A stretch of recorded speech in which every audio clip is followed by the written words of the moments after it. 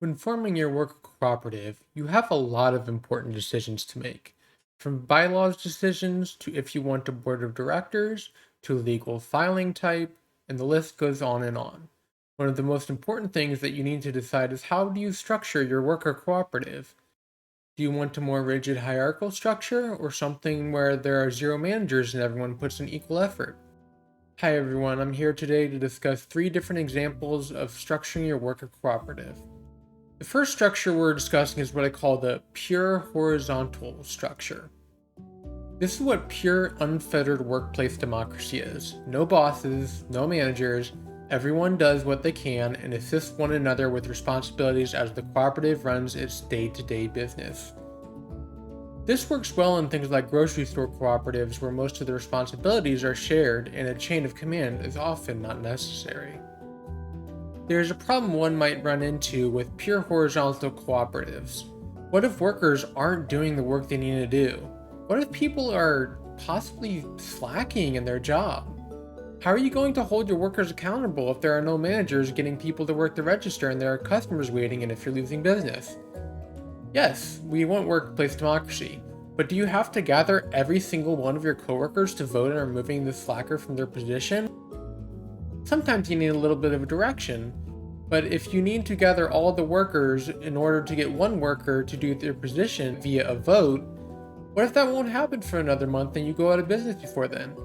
Without every member fully dedicated to the cooperative succeeding, a pure horizontal structure will run into problems like this fairly quickly, especially if it's a large cooperative with more than a handful of people. These are roadblocks to think about in a pure horizontal structure that unfortunately exist in an otherwise ideal worker cooperative. Let's look at the second structure, which I like to describe as a base vertical structure.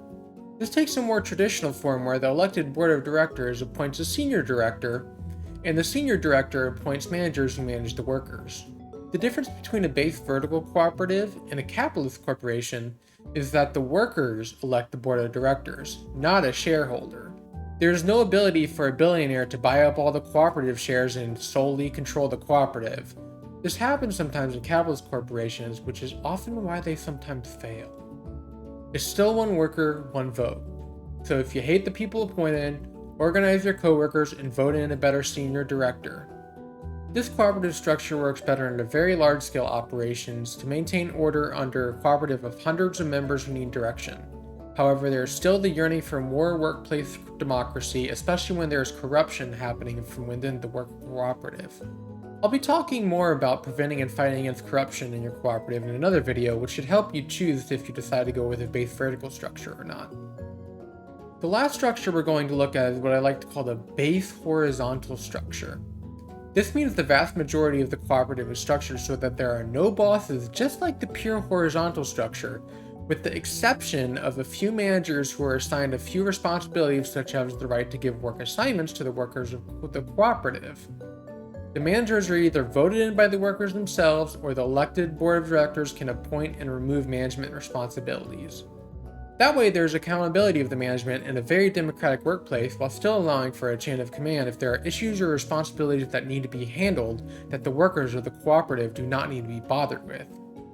Things like handling taxes for the cooperative are good for a base horizontal structure, because unless you're an accountant, why should the average worker be responsible for worrying about the taxes? That's something a cashier should never have to worry about in their day-to-day work at a cooperative. This is a good balance between the base vertical and pure horizontal structures I've already mentioned, although it leans more towards the pure horizontal structure. I'm personally part of a worker cooperative that has a base horizontal structure, and there's enough workplace democracy in a base horizontal structure to not worry about tyrannical managers who go on power trips. You can even include in the bylaws a limit on managers to workers ratio, so the workers retain the majority of power in the structure. Something to consider adding to the bylaws is the removal of managers, whether that's a majority vote of the workers or board of director vote, or direct removal by the board of directors who are elected by the worker cooperative. Managers should always be able to be removed, even if that's just at the next election cycle. Tyrannical managers are antithetical to the idea of worker cooperatives and workplace democracy, and therefore should always be held accountable by the workers of the cooperative. After describing my 3 structural formations of cooperatives, what do you think you'll structure your co-op as? Is your cooperative needing to retain a chain of command due to the industry it's in? Or can you find enough dedicated members to form up your horizontal structure? Take the time to decide with your colleagues, as this might be the most important decision you make from the start of your worker cooperative. Anyway, hope you enjoyed the video. Please like and subscribe for more content on worker cooperatives.